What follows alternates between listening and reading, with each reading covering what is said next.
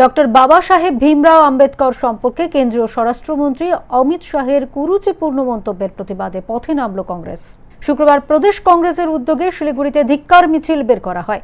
প্রদেশ কংগ্রেসের সাধারণ সম্পাদক সুবিন ভৌমিকের নেতৃত্বে জগদীশ ভবন থেকে শুরু হয়ে মিছিলটি হাসমি চকে শেষ হয়। হাসমি চককে কেন্দ্রীয় স্বরাষ্ট্রমন্ত্রী অমিত শাহের কুশপুতুল দাহ করেন কংগ্রেস কর্মীরা।